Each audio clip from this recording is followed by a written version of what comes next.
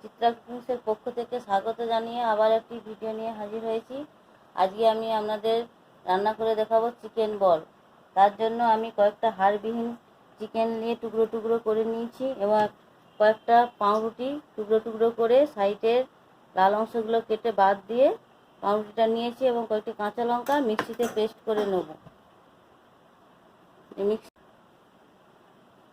Mixing বোর্ডের মধ্যে এই মাংসের টুকরোগুলো এবং পাউরুটি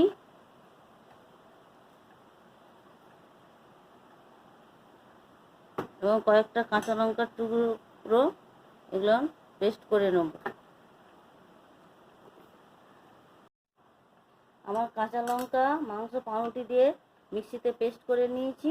এটা এবার এর মধ্যে দেবো একটু আদা বাটা, অল্প একটু রসুন বাটা,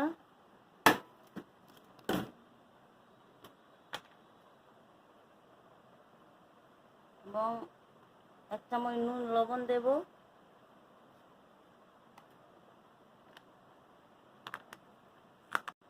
অল্প একটু সোয়া সস দেবো।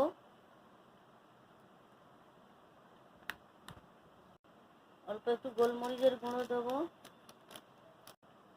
অল্প একটু চাট মশলা দেবো। অল্প একটু টমেটো সস দেবো। দিয়ে এগুলো মেখে নেব।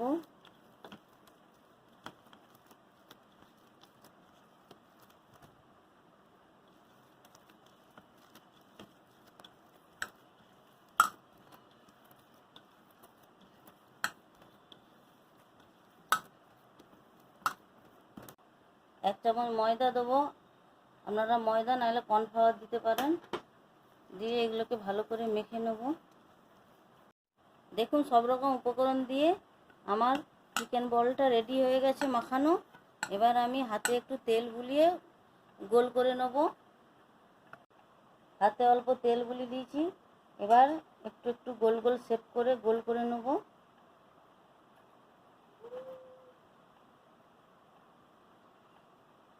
এমন করে বলের মতো করে গোল গোল করে নেব।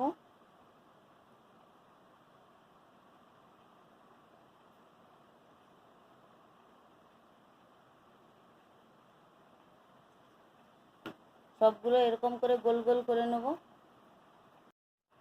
দেখতে পাচ্ছেন আমার চিকেন বলগুলো রেডি হয়ে গেছে। এবার কড়াতে ভাপিয়ে নেব। কড়াইয়ে জল দিয়েছি, জলটা ফুটে গেছে। এবার আমি এই চিকেন বলগুলোকে 5 মিনিটের জন্য সেদ্ধ করে নেব।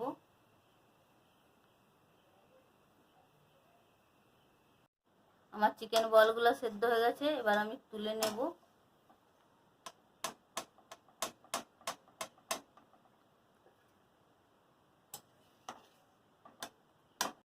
আমার চিকেন বলগুলো সেদ্ধ হয়ে গেছে। এবার ঠান্ডা করে নিয়ে আমি তেলে ভেজে নেব। চিকেন বলগুলো ভাজার জন্য আমি কড়া গরম হয়ে গেছে। এবার তেল দিয়ে দেবো। তেল গরম হয়ে গেছে। সেদ্ধ করে রাখা চিকেন বলগুলো দিয়ে দেবো।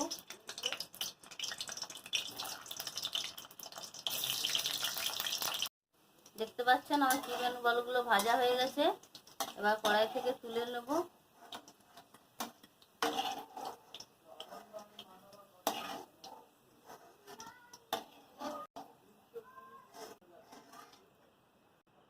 আমার চিকেন বলগুলো ভাজা হয়ে গেছে। এবার আপনাদের যদি ভালো লেগে থাকে কমেন্ট করবেন, সাবস্ক্রাইব, আরও নিত্য নতুন ভিডিও নিয়ে আপনাদের কাছে হাজির হব।